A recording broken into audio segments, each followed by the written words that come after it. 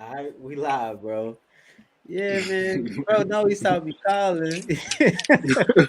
Boy, if that don't sound like my god brother, boy. And then don't let you be the one not to pick up when he call. Cause I know my god brother be doing the same shit. Like if I call he ain't picking up, he'd be looking at his phone. But let me miss a Yeah, call from him. this was his idea, bro. Swear to God. He was like, I told him I was at the gym earlier, and I was like, bro, we're gonna go live when I leave the gym. And then I talked to him again. I told him Jason was live, and we gonna, hit it up after the show. And he was like, all right, but now all of a sudden he going to sleep. That's crazy. When you Bro, say be go in here. live, when Jason go off, I already knew it was gonna be a late night show because I know Jason gonna talk for about 3 hours. Yeah.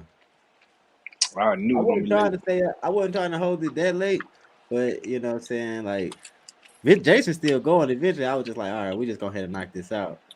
But I I know a know. lot of our audience might rock with Jason, so you know what I'm saying. But I guess maybe they'll catch the playback or whatever they got to do. All right. But yeah, bro was the one that suggested we do a show Thursday. This was like his whole idea. This was like I'm like, what? Shit, you might have to shoot. I know you don't be wanting to put on your IG, but you might have to tonight. Oh yeah, we put it up the IG today. I want to show that a couple of videos you sent with the Dr. Phil. um, oh, I was about to say, I'd be sending you so many damn links. I can't even remember half of them. Yeah, I want to play a couple of them. The Dr. Phil one. There was the Asian with the Asian lady at the restaurant. I mean at the store, and I want to discuss that about that uh the car owner who shot the guy who was trying to steal his car. Let's go Yeah, I into that saw first. that. Let's go into But did that you first. before that? Did you see the you saw that the John Lewis Voting Act passed? Not passed. It got voted down. Yeah, I seen it, but I didn't The really look into it. What's that so about?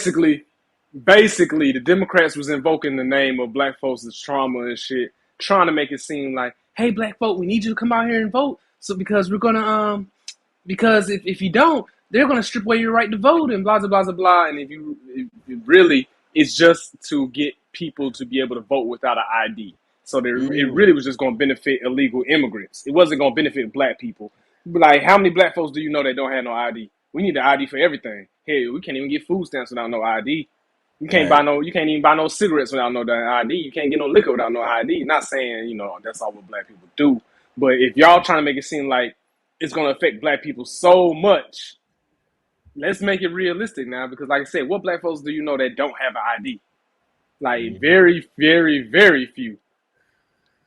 Yeah, And if a motherfucker can't afford an ID, then like Tariq said in his tweet, we need more than that. We need reparations. If black people so poor that we can't afford IDs, like y'all trying to say, then damn it, we need reparations. Fuck a voter, John Lewis Voting Act.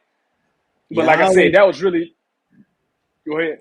I was gonna say I always see the Democrats, the black Democrats pushing the voting rights thing, but I never really cared too much about it, like the ins and outs, because I knew it was gonna be some foolishness.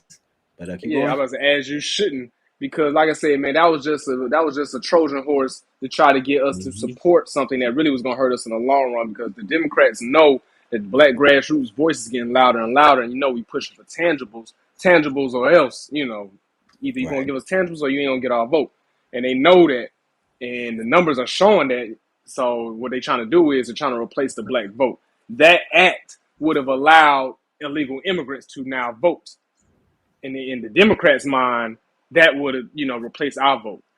But the Democrats so damn shisty that they gonna have us vote for our own downfall. So I'm glad it got shut down. Cause like I said, man, black folks got IDs. Like get the fuck out of here, man. Like for real, for real. How many Yeah, people do you know that don't have no ID? yeah. I always wondered about that. Like when I would see, like I said, they would always try to push that bill. Like I remember Roland Martin was telling another black. Remember the video where the black Republican guy went viral because he was talking about something else. He was like, I forgot what his issue was, but Roland Martin was trying to tell him he should focus on the voting rights, and he was like, I'll handle that. And he was but Roland Martin was trying to make it such a pressing issue that we should all come together and address that one topic. But now Right. that I know that it, And yeah, now that it got voted down, though, you see the world didn't end. What changed for black folks now that it didn't go through? right. Who they calling racist for? So, Like I know somebody getting called racist for not voting for the bill, and you know how the Democrats. what's that nigga name? Is it Mitch McConnell? I think. Okay. Yeah, they gonna blame Yeah. somebody. But like I said, as you can see, the world didn't end because that shit got voted down. Ain't nothing changed for us. Not one iota. The only people that affected was illegal immigrants, and then so the universe corrected itself, man. Fuck the Democrats, fuck the Republicans, but really fuck the Democrats for trying to, finesse us to vote for something that was gonna work against us in the long run. For And it's sure, really for sure. offensive as hell that they really just acting like we just so poor that we can't afford an ID, bro. How much an ID costs? I know here in Georgia, ID ain't nothing like $20. Yeah, it's like That's a $20 dub. out here You know what too. I'm saying? Tw- Yeah. And I think, hold on, my signal. I don't know. Say, I can't hear you if you're talking.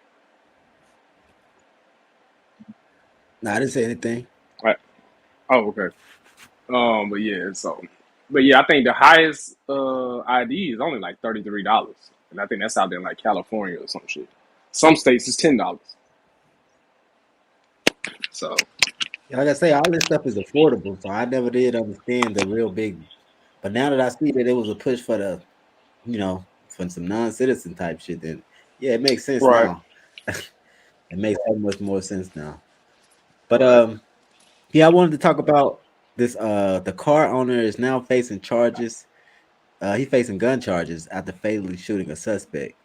Now, what they say is the Philly gun owner he shot 3 men attempting to steal his car, and it says that the relatives of the victim says that they want the gun owner in jail. They said he did not have to shoot him; it's only a car, and they said you don't shoot someone over a car. Now they said now when I read the Bitch. article, it says the gun owner is facing charges. Yeah, the gun owner is only facing charges for lying about having a permit for the gun. He initially told officers that he had a license for the gun. I guess they did Mhm. some research. He don't have a license, so he's going to face gun charges. But they haven't decided if they was going to charge him for murder yet. And they said it was too soon for them to decide.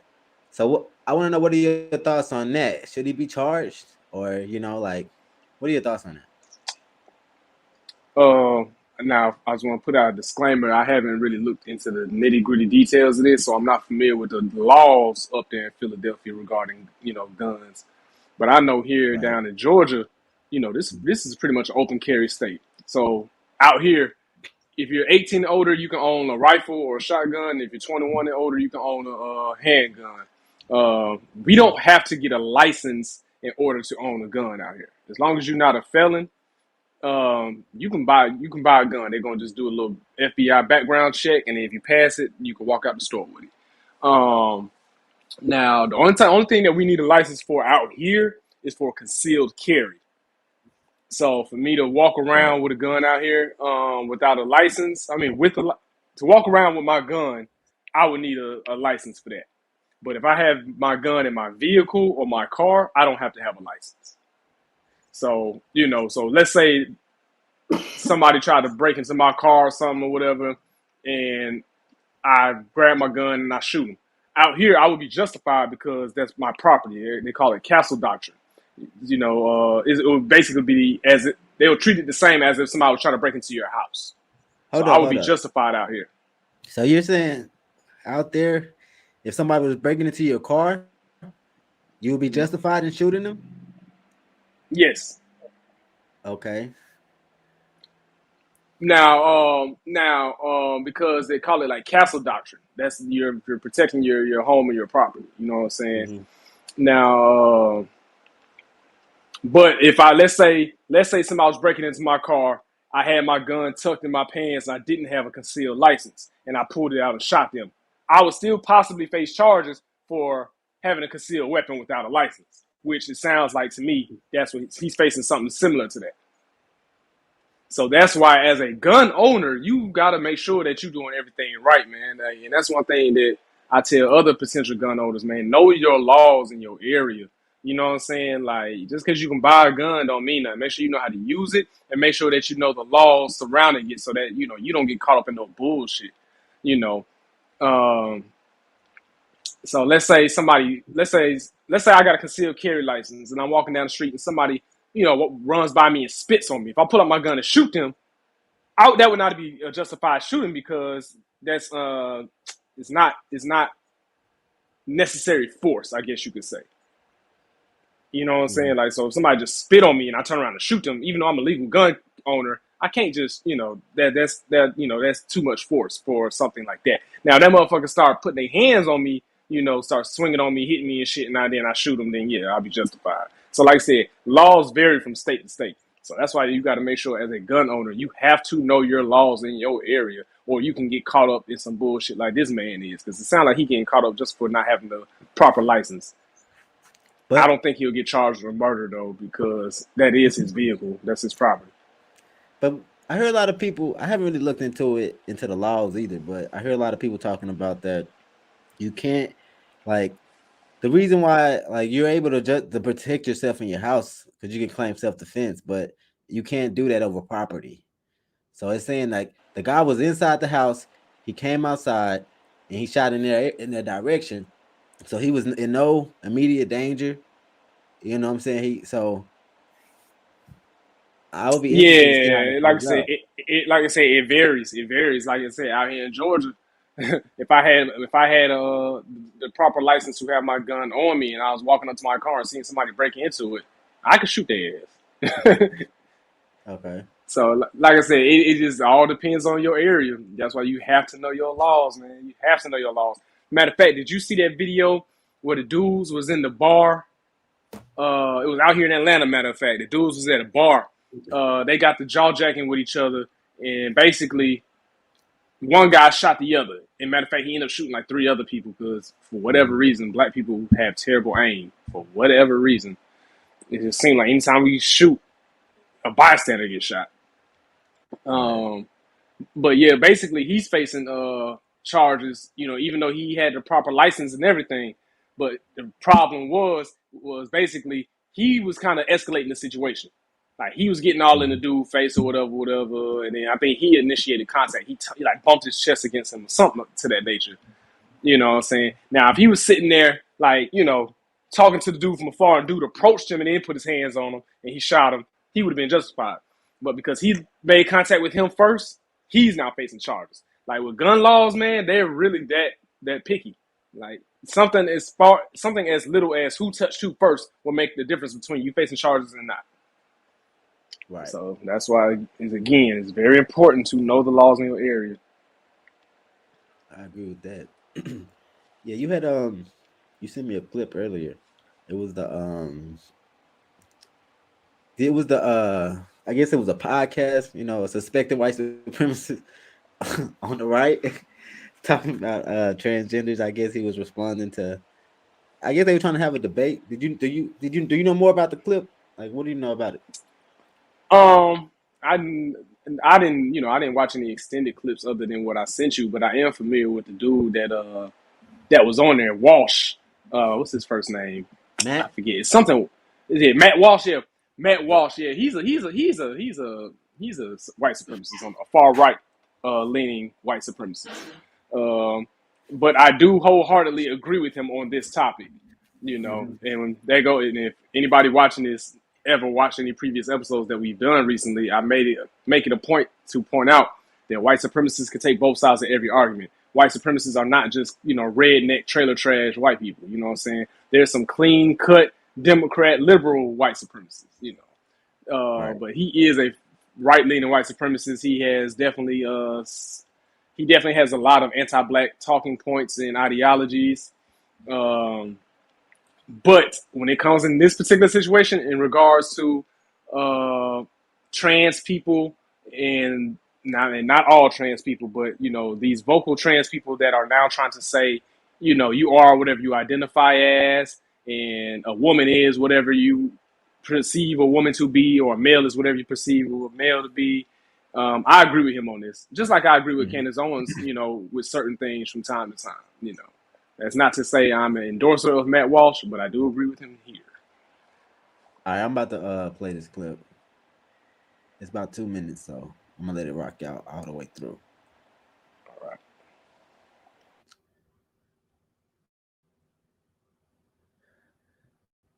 Can you hear it? Nah, I don't hear it. Throw out to other members of the panel. Now I do. Actually, because just like the 4-year-old can't answer what is a girl, well, this is one of the problems with this left-wing gender ideology is that no one who espouses it can even tell you what these words mean. It's like, what is a woman? Well, Can you tell me what a woman is? no, I can't. Not for me to say. Womanhood looks different for everybody. What do you define a woman as? An adult human female. And what does a female mean? Well, how that's do you define a female? someone with female reproductive organs. Okay. Someone who's, here's the thing: when you're female, it goes right down to your bones, your DNA. So that's why if someone dies, Okay. we could dig up their bones 100 years from now. We have no idea what they believed in their head, but we can tell what sex they were because it's ingrained in every fiber of their being. Interesting. So I'm trying to understand. Your definition is that a woman is someone who is female, you said, right?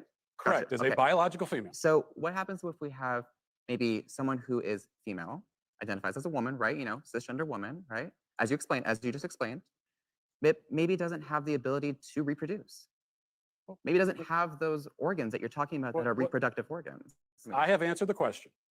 You stood up here and said trans women are women. Yes. Tell me what you mean. What is a woman? Womanhood is something that, just as Ethan explained, I cannot define because I am not But myself. you used the word. So what did you mean when you said trans women are women if you don't know what it means? Right. So here's the thing. So I do not define what a woman is because I do not identify as a woman. Womanhood is something that is an umbrella term. It includes people That describes what? People who identify as a woman. Identify as what? As a woman. What is that? What's to each their own. Each woman, each man, each person is going to have a different relation with their own gender identity and define it differently. And so trans women are women too. Okay. And you want to hold on. Trans You want to reduce. Listen. Tell me what the word means, though. So you that's want to the reduce problem. women. You want to reduce men down to maybe just their genetics, our genitals, our chromosomes, right? That's what you're saying. What you want to do is that's what you want to do is appropriate women. You want to appropriate womanhood. Okay. And turn it into basically a costume that could be worn. That's a question I would like to throw out to other members of the panel. Actually, because just like the 4-year-old can't answer what is a girl, well, this is one of the problems with this left-wing gender ideology is that no one who espouses it. All right, bro.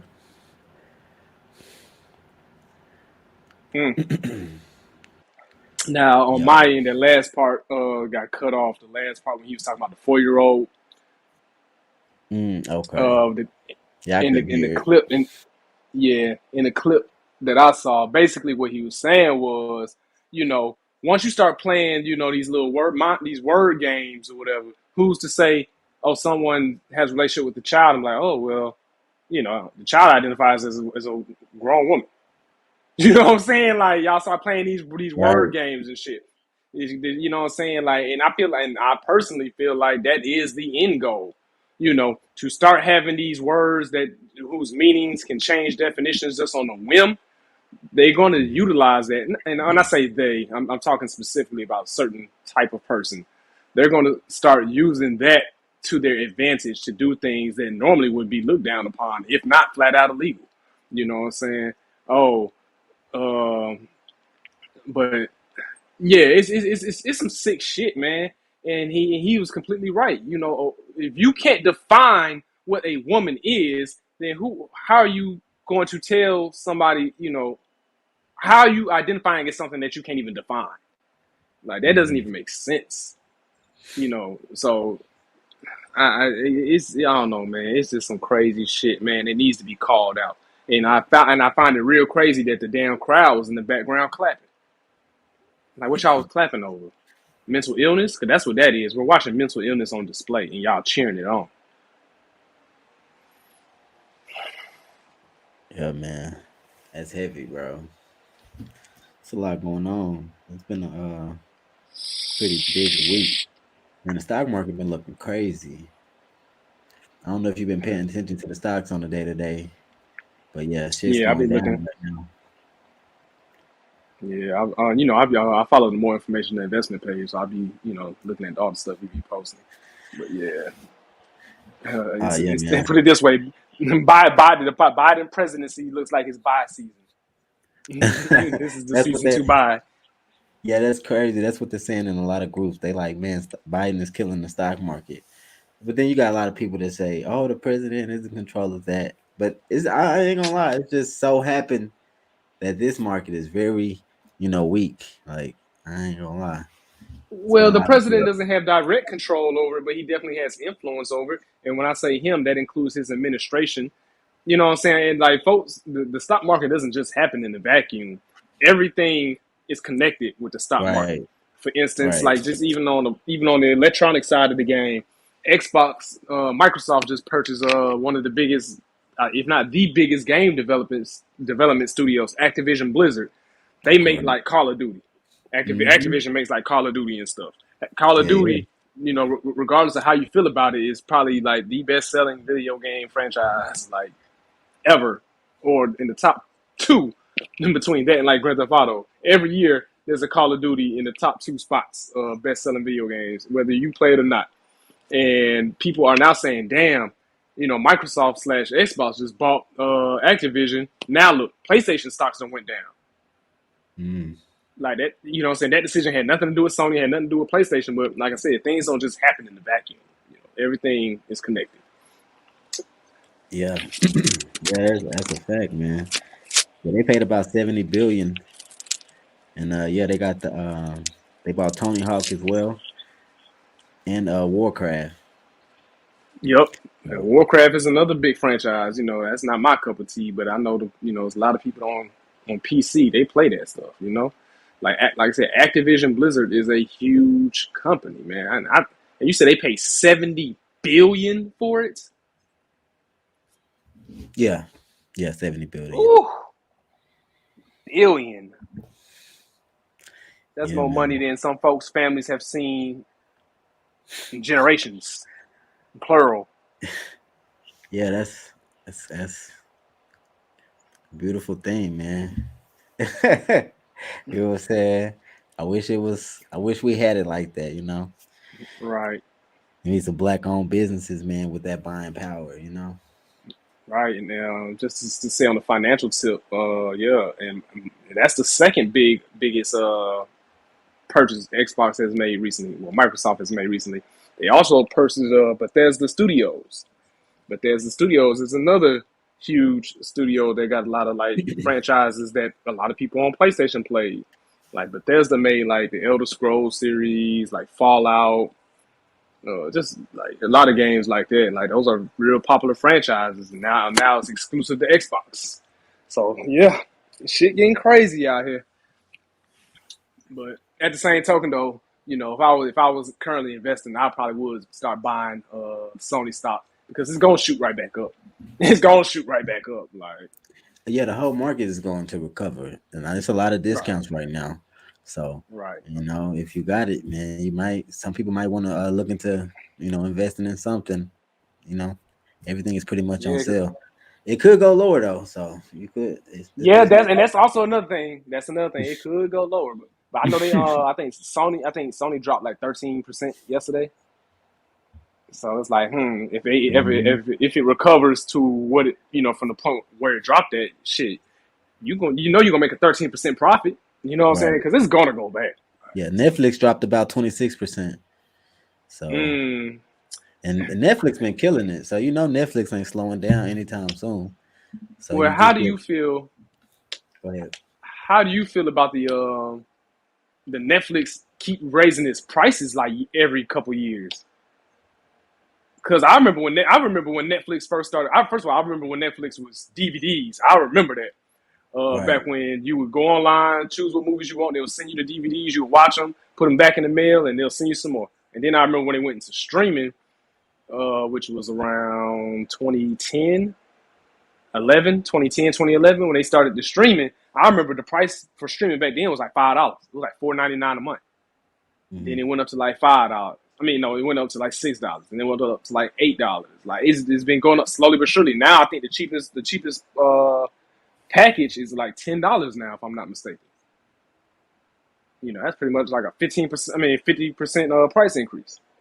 So how do you feel about them increasing their prices? You know, and especially in regards to the fact that they don't seem like they're able to keep any content like long term. It seems like because every time folks like a show on Netflix, man, it's like they get canceled after the first season. So do you see there being any backlash from the consumers? Because after a while, folks gonna get fed up. I mean, Or do you think? honestly, I think Netflix is killing it, man. I think they still got a lot of they're still creating a lot of good content that I think people want to see right now. They just had that Squid Games that just went crazy, super viral, It did. you know. It did. So then they had the Dave Chappelle thing. So it's like I think they keep putting out Yeah. a lot of viral content that's going to generate a lot of eyes for them, and I think that they're I still think it's still early for them too. So I think they got a lot of room to grow, and they're gonna Right. figure out other ways to be innovative in the market that they're already in. So yeah, man, Well, I they're getting think into video games too. yeah, They yeah. purchased a video game studio. See, I think it will be a great long term company to hold. You Yeah. know, Right. but But I I don't don't know. know. I personally, as a consumer, I feel some type of way about that price increase because there's so many different shows I like that come on different streaming services, and I'm like, bro, I'm not about to be paying for all these streaming services every month because shit, I could be paying for cable if that's the case. You know, Or like you know, I'm watching Peacemaker. It's a DC show that's on HBO Max. I'm watching that. I know Netflix just dropped The Witcher and Cobra Kai. That's two shows I like.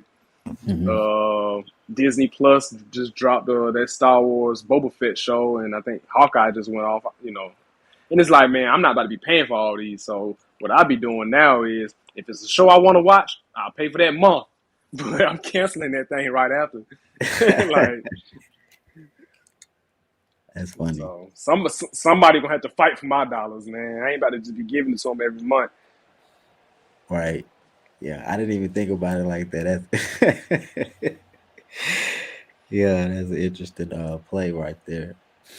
Salute the Torian in the chat, man. Yeah, man.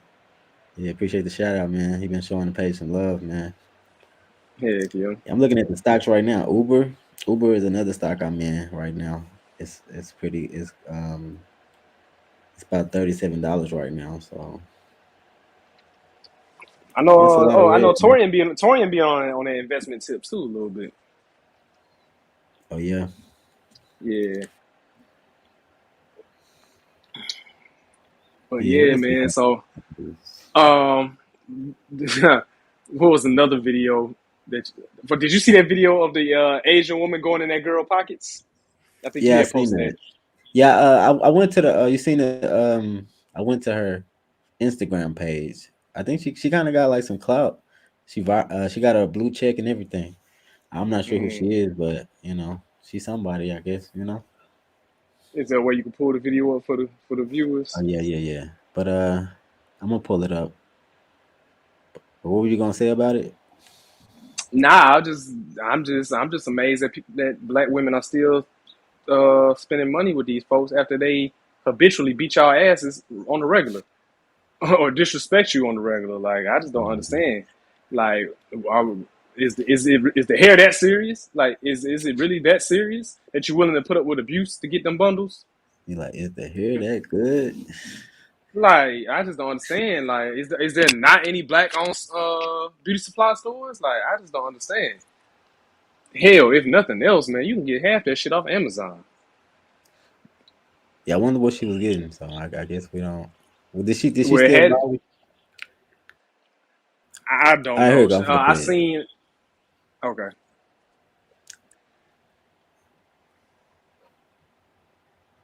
You guys, I've been in the store looking, and this lady just came and checked my pockets. There's obviously nothing in them.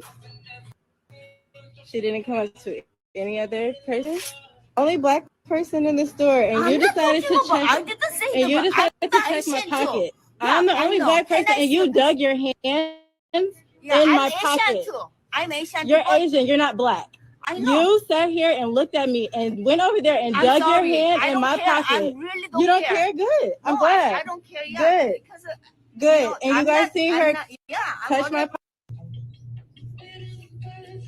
You guys, I've been in this store looking, and this lady just came and checked my pockets. There's obviously nothing in them. She didn't come up to any other person. All right. Shaking my head. Shaking my head. First of all, did you peep what the Asian lady said? She said, I'm the only black girl in here. She said, oh, I'm Asian. Like, what? What the fuck does that mean? That hate crime bill got them thinking like they the most victimized people in the country or something. Like, what the hell does that mean? You are the model minority. White people love you. Right. So I don't know. Yeah. Yeah. I mean, I wonder what she gonna do. She had a couple more videos. I went to her TikTok account. She had a couple other Mhm. videos over the same situation, but it's kind of like she had different angles. She did get the name of the store and a lot of Okay, information in good, there. So she did expose them too. good, So I'm sure people good. hitting up there. But your boy pulled up, man. Hey man. Taurean, what it do, fam? What's going on? Hey man, With Glad welcome the to the extra, platform. with the extra crispy mic. I'm actually not using that mic when I'm actually on my laptop. That mic is hooked up to the PC. Oh man, that thing extra crispy, man. Yeah. Appreciate it. It better be for the amount of money I paid for it. Facts. Hey But man, I yeah, appreciate you how do coming you through. feel? Oh, no problem. I actually follow your Instagram page. Okay. I've actually been following it for quite some time now. Oh man, that's love. But yeah, You, so did you see the video that we just went over? Yeah. yeah, I saw it. I saw it like in passing earlier Hmm today, hmm and I said, "Yep." I said, "Here they go again." And that's actually the second video that I saw this week where you had Asians practicing yellow supremacy, as I like to call it. Because the first one, of course, was the one over in I'm guessing that year was China with the basketball hmm players on the bus. Right. I said if you closed your eyes and like took away their thick accent, you would swear you was back in 1960s Jim Crow.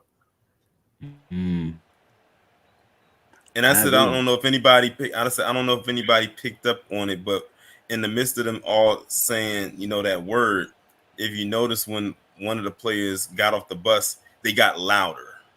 They got more aggressive. hmm They even hmm had a little Mm, growl in there, meaning they were straining their voice to say it. And then one of them said, "Get out of China" or something like that.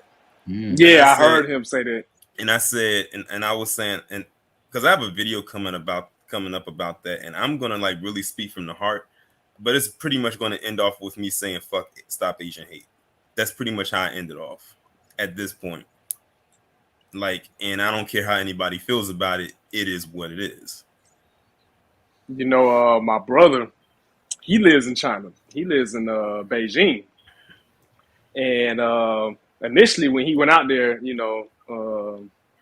initially went out there talking about, he just tired of racism and blah blah blah blah blah. I'm like, motherfucker, you going to China? He got his wake up call out there. I'm a little worried for him though because he's been MIA for like the past 2 months. Like usually we'll talk damn near every day, despite the 12-hour gap, 12-hour time zone Mm-hmm. gap.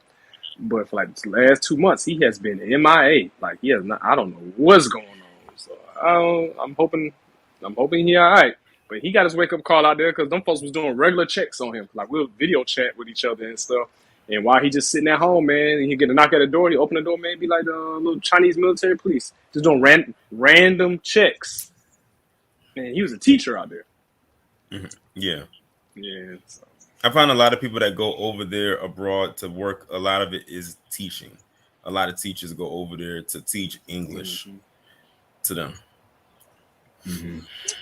But But part of the reason, I'm sorry, go ahead.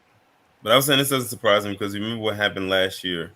Well, not last year, now 2 years ago when COVID hit and they were kicking the Africans out of the apartments over there, claiming that they were the ones that were spreading the virus. I'm like, how? Y'all got some nerve over here eating bat heads and shit. And Right. got the nerve to be trying to blame it on black folks. But But I what do digress. y'all? But what do you think about the that time when it was a black man trying to boycott the beauty salon where a black woman was attacked, and he got a lot of backlash for that. A lot of black women, they claim that he should have just mind his business and let women do what they wanted to do. Well, which one? So, Well, which one? Because it's two of them that come to mind. It's the one where the guy threw the brick, and then there's the one that happened in more down south where the woman did get attacked, and then they put up a sale sign, and there was a bunch of black women that lined up the next day. yeah, I think it's I the think it one was where the they second lined up one. the next day. Yeah, the second one. Oh yeah, I remember that. Yeah, I remember that because that one happened before the one with the brick, and it was like a bunch. It was like old. It was some older black guys that was out there. Like they were out Right. there literally protesting in front of the store, not to go into the store because the Asian store owner who actually attacked that black woman the day before was the one that put that sign up there saying like 50% off or something like that. And you had a line of black women out there, and then you had the lightest one barking like a chihuahua, telling this black man, this who could have easily been her grandfather. I think the thing that got me was the disrespect for an elder. Like she's like at the time prior to being in her 20s, and this guy had to be in his 50s, and she was talking to him like that was her child. Like she was talking down at him. Someone who like literally, if he had enough strength, could have peeled her wig back if he wanted to. But she literally Was was that one? like getting on, huh? Was that one out here in Georgia? It was in some southern state. I'm not sure what state it was, but I know it was in the South. Okay. But yeah, I remember that, and I was like just shaking my head, and like I was just sitting there like just wow. First off, like y'all went back to that store the next day after you knew, because it was on the news, like you knew that this woman got attacked by this Asian store owner. Like he hit her so hard, she started leaking. Like he made her bleed. And mind you, the woman he hit was a grandmother who was there with her grandchild and her daughter, who was the so like literally her daughter and her grandchild had to witness their mother and grandmother getting attacked by this guy and her bleeding. And you know what's so crazy? Later, after that time had passed, she ended up dying, not from that, but from something else. But she ended up Wow. dying. But then to have the next day, they show up knowing what happened. I said, first off, you did two things wrong. One, you went there and that was completely utter disrespectful to the grandmother, knowing that a black woman, someone who's a black woman just like you, to go into that store and patronize them, knowing what the owner did the day before. And two, you got disrespectful with the man who was literally protesting to tell you not to go in that store because no one can tell you what to do. Like literally, this is the thing that we talk about all the time, but it's that hard-headedness, like, thinking that you can do no wrong, that no one can tell you what to do, which lets me know that they probably had no male authority figure in the home getting them straightening them out. You good, Nino? Yeah, I'm You good, had a man. bit I of had to take that hoodie off, man. They got hot. you had a bit of an echo. I heard a lot of static. I didn't know what happened to you. Your camera went out. Oh, my bad. I'm sorry. I thought I muted my mic. I was taking my hoodie off, man. It got hot. Nah, it's all good, But man. yeah, man. And I feel like, man, when we get to that, I think we're getting to a point now where we gotta have like a wall of shame. Well, all these off code people, we need to put them on. We got to put them on the like Tariq said, the summer jam screen, because it's just there has to be a punishment mechanism for people that's undermining our empowerment, for lack of a better term. You know what I'm saying? Like when we collectively try to get on the same page with something, and there's people that's going against the grain, we can't just let that slide, man. We almost need to just have, like I said, a big wall of shame and blast their ass up there, because it has to be some type of punishment mechanism. The latest thing that comes to mind is that post that Michael Blackson made about MLK. You know what I mean? That was so disrespectful. It's like, dude, even if that was a legitimate question that you had, you could have asked that on any other day of the year, but you waited to MLK Day to do it. You know what I'm saying? Like that type of off-code behavior, man. Like that has to be called out. And Cat Williams actually called him out when he put that post up. Mm-hmm. Yeah, man. And salute the cat, man. Like salute the cat, man. Cat always been solid, man. I know he get a Mm-hmm. bad rap, within the industry, but Mm-hmm. man, Cat, as far as black people go, Cat has always been on code, to my knowledge. And So one salute the cat for calling him out. and that's one thing that I'm liking, like about like the videos that Professor Black Truth and Jason Black did talking about the real Dr. King. That's why I truly believe like a lot of these celebrities do be watching those type of videos. Mm-hmm. I know Tashina Arnold does because she's Yep. actually shouted them out a Yep. couple of times on Hmm. Twitter, like by I name, saw. and actually tagged them in the post. So she does. So we know that people are watching, and that makes me wonder if Cat Williams actually was watching too, because for him to come out and immediately call Michael Blackson out, and this was after Professor Black Truth and Jason Black did their commentaries about the real MLK, and like looking at those breakdowns, and those were some very Hmm. thorough historical and well researched breakdowns of who he was. And that's why I said, when I did that poll a couple weeks ago, I said, which one do you think was the most abused and misused quote between MLK's "I Have a Dream" speech or the unprotected black woman portion of that speech Malcolm X did? And overwhelmingly, the people selected "I Have a Dream." And then I Right. did a video about it and then gave my take on it. And then you fast forward to his birthday that just passed, you can see why now people overwhelmingly said "I Have a Dream," because they literally bastardized that speech. They only talk about that portion of it.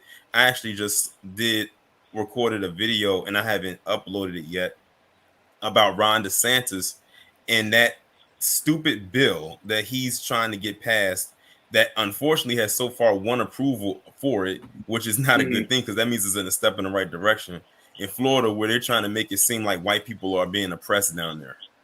Then I said, in like literally, I say in the video, I said, I'm reading the article. I said, I'm surprised they haven't hit us over the head with an MLK reference. And what do I get hit with towards the end of the article? Ron DeSantis Speak. misquoting "I Have a Dream." I said, see, there you go. Mm-hmm. Man, they getting real predictable at this point. They're getting real Exactly. predictable. But yeah, and to just piggyback on your comment about people being hip to the new black media. Man, it's not even no doubt in my mind that people are watching. I know for a fact people are watching because I'm watching things that have nothing to do with, I guess the topics that we talk about. And people are still using the lingo. For instance, I was watching a black movie review on YouTube. He was using the term like white supremacist and coon and all that stuff. These are terms that people weren't really using in the lexicon like that 10 years ago. You know what I mean? Another example is the I forget who I was watching. Just like Fresh and Fit in that DJ Academics or whatever. They recently did a show together, and now I don't watch them guys whatsoever. But there was a clip that Tariq had posted in which they brought his name up, and DJ Academics was talking about things that Tariq talk about, and even used the term on code and off code and stuff. Those are not terms that you just hear in passing. Mm-hmm. That's if you're actually tuning in and listening to what's being said in order for you to repeat those talking points, even if you Right. agree with them or disagree with them. You know what I'm saying? So people know Mm-hmm. what we're saying. Like, so it's no doubt in my mind at this point, man. Like the black grassroots, man, is our voices are being heard. They're trying to I pretend actually, they've been trying. I actually I was gonna heard. say really quickly. Go ahead. I was gonna say really quickly. I was just gonna say that they try to pretend that we don't exist or whatever, and I'm not. I guess I consider myself part of it, even though I'm very, very, very, very low on the scale. People like you, for instance, you've been putting in work for years now, and but still, as a collective though, man, they hear us, man, and it's getting to the point where they can't ignore us no more. But Mm-hmm. that's all I wanted to say. I actually saw somebody on Twitter like try to run with that propaganda about Martin Luther King cheating on his wife, and it's like that part right there. I've seen mostly a lot of black people do, and I don't know why they peddle that, considering where that lie even started. But I kid you not, a couple days ago, somebody literally was talking about that and had my phrase in their tweet where they said palm colored. And I had to like do a double take, because that's the first time I ever saw someone outside of YouTube use that, but they used it in a propaganda tweet, and I had to quote tweet them, and I said, hold on, I said, don't be using my terminology to misquote and spread propaganda. Like, people was going in on this person for what they said, but I was going in on not for only what they said, but using my terminology to say blatant lies. So just so I'm clear, she was basically saying something along the lines of some MLK disrespect, saying, "Oh, MLK cheated on Coretta with a palm-colored woman." That was like how she said it. Yes, in so many words. Yeah, that's lame.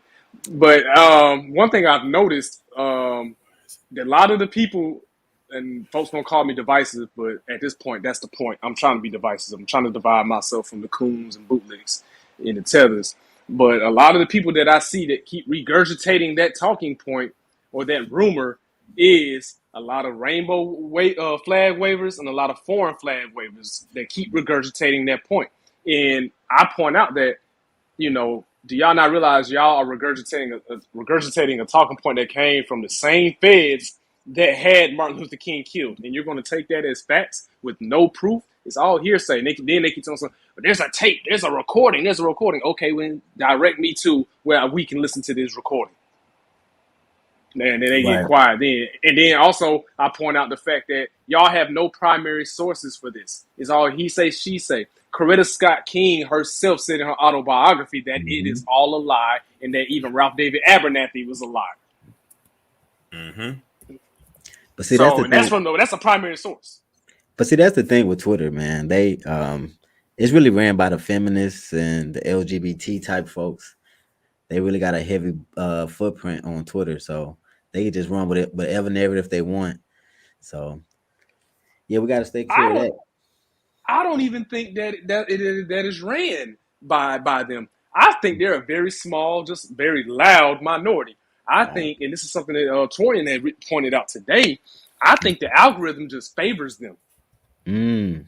Oh yeah, because we was on Afro Elite's channel, and we was talking about that video. Man, that video he played on his live stream, I was getting frustrated just listening to that, especially like the last 10 minutes of it. But I said, yeah, that's crazy how like that person has only 9 videos and each video has over 100,000 views. You would think that this was a channel that's been around for some time and had like 100,000 subscribers with the way that their views us. But it's like the algorithm likes that kind of content and they push down whatever it is that we have to say. But they'll push that, and you'll find if you go to any Divestus channel, which I highly suggest for your own sanity that you do not do, but if you do decide to go into the elephant graveyard, because that's what I call it, you will notice that they have a bunch of subscribers, they have a bunch of views, and they're monetized. So like they get it's literally a lane just for that sector over there that gets pushed a lot through the YouTube algorithm.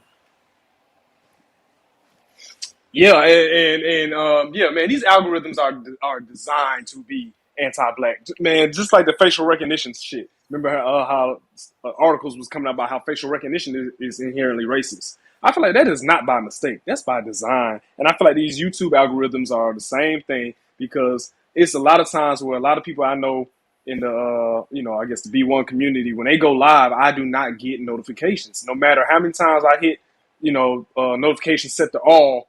It's so many times that I don't get a notification, like no matter what.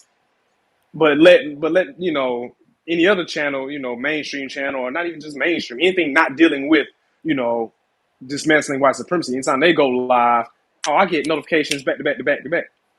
And I feel like, man, that is by design, man.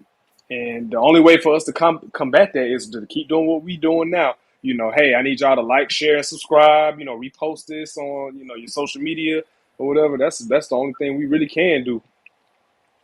And the thing is with me, because like I do like these videos and stuff like that, I always want to be up on what it is that whatever platform I'm putting something on, what changes are they making? What are, I guess you could say, what attitudes are being rearranged, I guess you could say. And the thing is with YouTube's algorithm, that's constantly changing and you don't know what's changing or when they're going to change it. It's just that you just kind of find out when you notice something happens with your channel that's not functioning the way it probably was like 6 months ago. Like how my channel is working right now is not working the same way it was 3 months ago. It's because it's constantly changing, and sometimes it's not even. It's I'll put it this way: the way that they scan these videos is crazy. They scan it through how your thumbnails look, how long the video is, what words are said. So if you say something that can trick the algorithm, they'll find a way to quote unquote shadow ban it.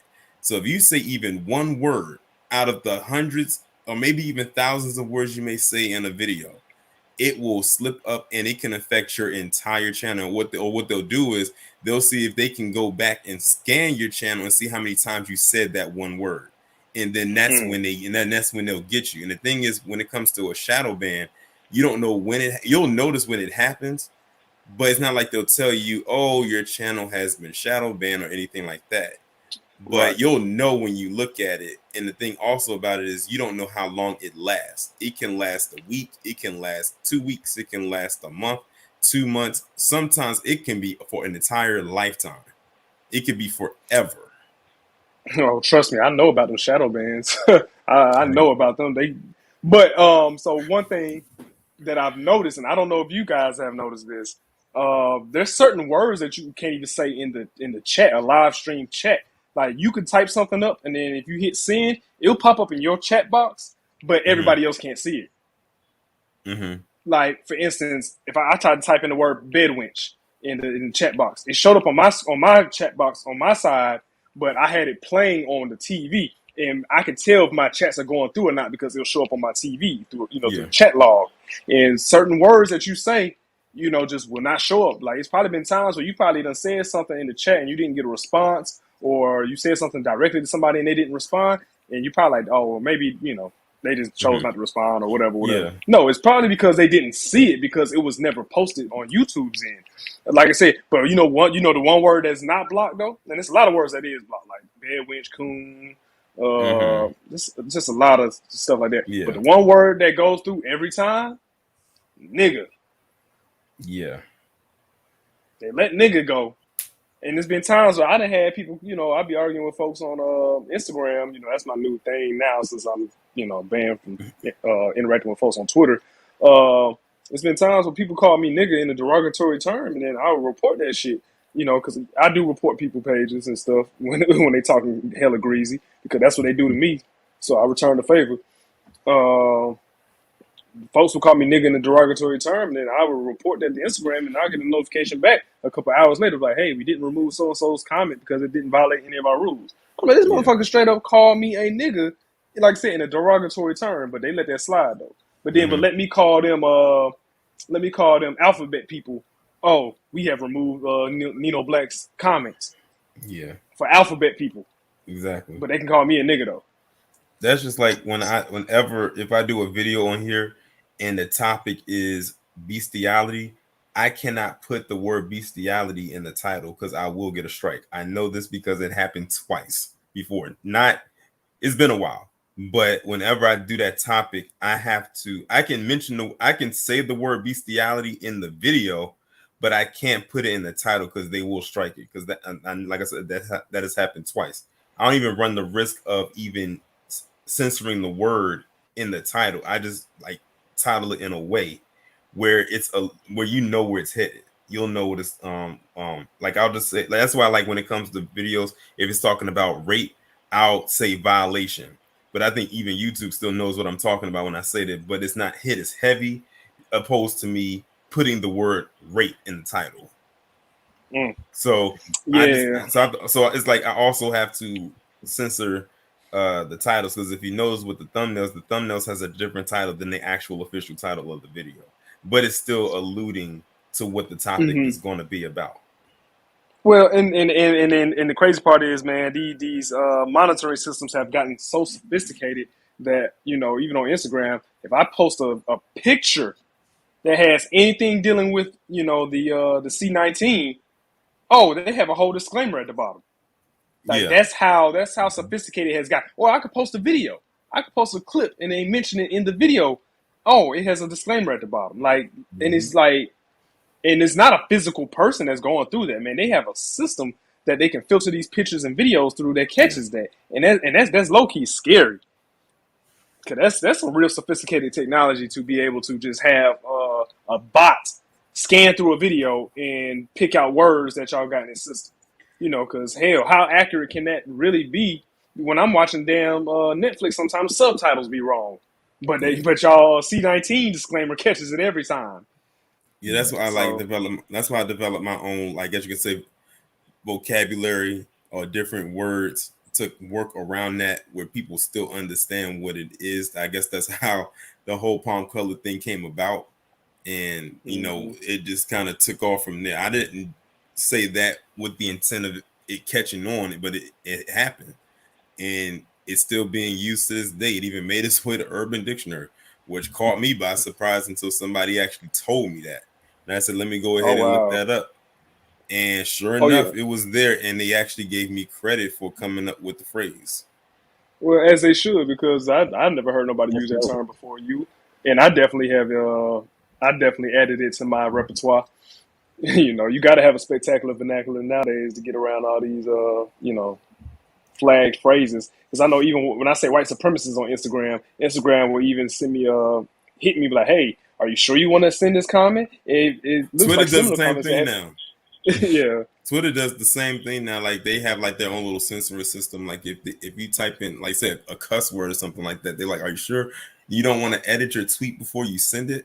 And everything like that. And then I'll admit, I ended up folding and doing it because I still remember that time that I tagged the Saltine Queen in a post and called her a hood rat, and then got a email back from Twitter saying that it was going against their community guidelines and that I couldn't tweet for like 12 hours, all because I called her a hood rat. I guess you can't call a PC person a hood rat, even though she definitely deserves that title and so much more.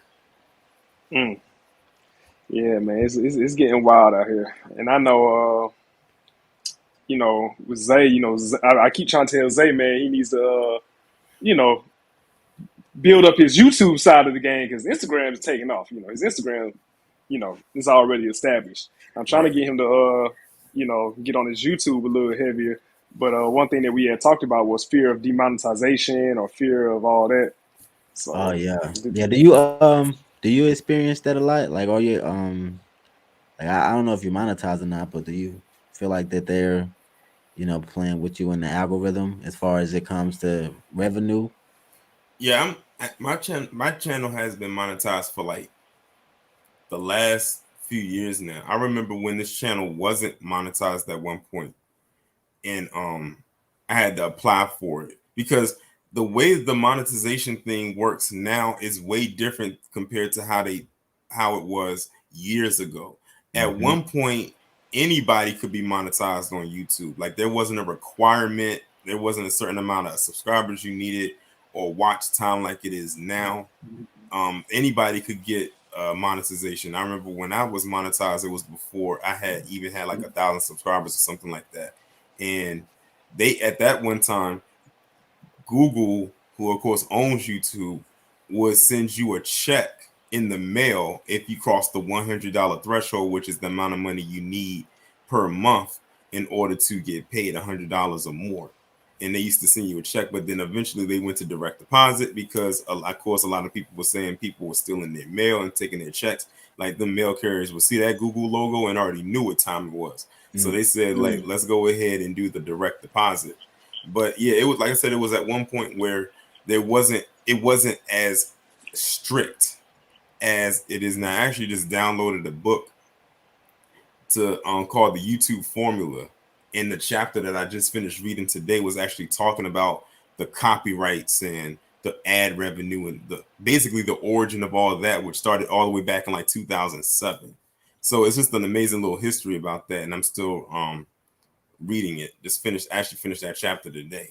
But yeah, the algorithm, like I said, is constantly changing, always changing. And the thing is, they'll be slick about it and they'll change something and they won't tell you what they changed. It's just like it just happens. See, the thing is, they do that because they know that if people can slip up and fall into the trap of the algorithm and go against it, then that means that people will catch it before they make that mistake. And that means that's more people they got to continue to pay. The thing is to slip into that trap so they don't have to continue paying you or paying you as much. Because now you got to think, YouTube at one point was just for regular people. It was as regular everyday people. But if you look at YouTube now, what do you see? A lot of celebrities, a lot of news outlets, Corporate entertainment sponsors. outlets, exactly, and stuff like that. That's literally come because they know we are in the information age. We're in the internet age. A lot of people are on the internet getting their news. So what better way than to tap into that market? But the thing is, they're double dipping because not only are they tapping into this market, but they also still have their foot in their old market that's still getting a lot of traction. So they're double dipping. But the thing is that affects the regular content creators such as myself, because now you're imposing into my realm.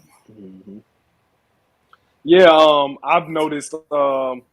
I think who was it? I think it was the Black Authority. I think he had pointed out the fact that his broadcast gets more views than a lot of local TV programs, Mm-hmm. and I can and believe that's it. and I just never. I mean, I believe it, but I guess until he pointed it out, I never thought about it. And I was like, that's wild. Like YouTube is really doing some big numbers, dog. Like really doing some big numbers. And like you said, man, that's really some shicey shit that they're doing as far as like trying to mess up your bag, trying to do like little underhanded things so they have an excuse not to pay you. Yeah, because I remember Like that. I remember one of the worst shadow bans that I've ever dealt with on this channel right here was probably back in 2018, and then it was around April, and I was like, okay, I'm looking at March, and I'm like, March was a very good month for me, and then April comes in, all of a sudden, my views started to decline. Then I saw the subscribers start to fluctuate. Like I would gain subscribers, then I would lose some. I would lose more than I gained, and I'm like, what's really going on? And then all of a sudden, uh, May rolled around, and then I You lost noticed that for channel, some right? reason. No, this was on this channel right here. It was Okay, on the okay. same. It was on the same channel, but I noticed that the views started to go back to the way they were. So I don't know if it's a certain type of video that I did that triggered the algorithm and it attached itself to it and it took off. Because sometimes all it'll take is that one video to take off, and that'll change the whole trajectory of your channel. Like literally. Like if you have a video that goes viral, like it'll shoot your it'll like send a lot of traffic to your channel. Like a lot of eyes will come to your channel. Like, what is it that this person talked about that made this video take off? Like for instance, last year there was a couple videos that went over 100,000 views that I didn't even know did that until I looked back at it and I saw the view count. I was like, that video did that well, because like sometimes you just do a video and you just leave it alone and you go on to the next one unless it's something you're keeping up with. Like it was one video that I did about, and the crazy part about it is because it's a topic that I typically speak on, which is, PC, taking out a black person. Like it was a video that I did about this white man who killed this black woman. I forgot what the details of it was, and I just left it alone. But then when I look back at like my top watched videos of the year, that was like my third highest watched video, where that video had like 130 something thousand views, and I did not even know it had that many views until I looked at it at the end of the year. Mind you, that video went up in like July. And then you got to think in 2020, that's when was the best time to be on YouTube because of COVID and quarantine. People was at home. What else were they going to Right, do? right. And I'll be honest, man. Me and Zay was talking about streaming services earlier. But I'd be on YouTube more than anything. I'd be on YouTube more than Netflix, HBO Max, Disney Plus. I'd be on YouTube more than anything else. I actually have YouTube TV. Like I don't have cable anymore. I got rid of my cable like last year. Wish should have got rid of it sooner. But I have the YouTube TV. But I do have Disney Plus as a streaming service, and Netflix, and HBO Max. Those are the only 3 streaming services that I have. Oh no, I tap in and out like double dutch, man. If it's a show I want to watch, I'll get it for that month. But as soon as that show's over, deuces. But even then, I know the websites to watch it in HD for free, honestly. But yeah. So, but anyway, shout out to Nene Loyal in the chat. Oh yeah, Checking in. appreciate you stopping by, Nene, and And shout out to Data Be Light. You know what I'm saying? He was coming in hot. I appreciate you. yeah, I saw that. I Comment. ain't want to interrupt. Yeah, man. Let me see But in what else other is going on. news, yeah, I was gonna say, what Mhm. else we got going on in the What news? did you think about Biden's response when he was asked about not delivering for black voters? Huh? Yeah, I was saying did y'all happen to catch when Biden was asked about black voters and his lack, I guess, of delivery on things that was promised? Or Oh, well, he kind of just he talked could have. around it. He could have. Well, I mean, he didn't have to say what was obvious because we already knew he wasn't going to deliver anyway. Right. So I Mhm. mean, I didn't vote for him, so I mean, my feelings ain't even hurt. I mean, maybe the ones who did, Right. but I mean, that's nothing. I have nothing to say about that. Like, it is what it is. It's whatever to me. Well, I just feel like he could have thought of a better lie. I mean, I just feel like my intelligence is being insulted. That you gonna really blame that shit on COVID? Like, motherfucker, COVID ain't stop you from doing shit for the Asians. It didn't stop you doing shit for the It illegal definitely did. immigrants. Well, the non-black illegal immigrants. It didn't stop you from doing stuff for the alphabet community. So, Exactly. like, you know what I'm saying? Like, so it's like, bro, you could have thought of a better lie than that. And then on top of that, it's like, dude, I don't remember exactly what he said verbatim, but basically he was basically saying like, oh, I haven't had time to meet with anybody or something to the effect of no one tried to meet with him. It's like, dude, you say that as if Ice Cube wasn't trying to meet with you before you got in office. Ice Oh Cube had yeah, linked up with people like Dr. Claude Anderson to come up with his what was it, not the platinum plan. The What contract was with Ice Black Cube's America. contract with Black America? And it yeah. was like, so that's bullshit, bro. It's like, because, we had people reaching out to you a long time ago, and you blew them off then. In fact, you said you'll talk to them when you get in the office. Well, it's a whole year later. Has that conversation happened yet? Nope. And it will never happen. It was a pipe dream. No. Yeah, that's an absolute fact, man. So, but speaking of Democrats, what do y'all think about Gary Chambers? I've heard a lot of I had put up a post about him. And, he was smoking weed. He went viral. Everybody's like, "Oh my Let me god!" let me see that post. Let me see that post because I don't think Hold I on, I actually gotta sat there pull and it. watched that video. I But didn't even watch it. everybody was kind of like cheering him on. Saying that was such a great thing. So I just kind of wanted to get y'all take on that. I'm about to pull it up right now.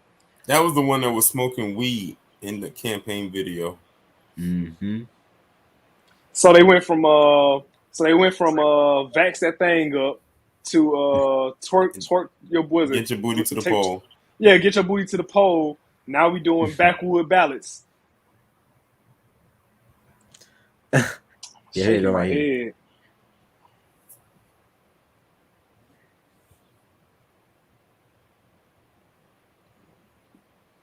I don't see it. Can y'all see this? Uh-uh. Oh $7 hell no! I'm billion not even sharing it. enforcing marijuana laws I'm not every sharing year. Most of the people police are arresting aren't dealers, but rather people with small amounts of pot, just like me. Okay, I I'm see Gary why. Chambers, Okay, and I'm running for the U.S. Senate, and I the thing approve is this moving really message. slow. Every 37 seconds, someone is arrested for possession of marijuana. Since 2010, state and local police have arrested. All right, that's enough of that.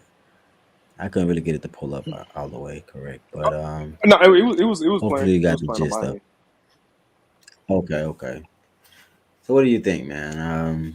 Yeah, this is what we're doing now, 2022.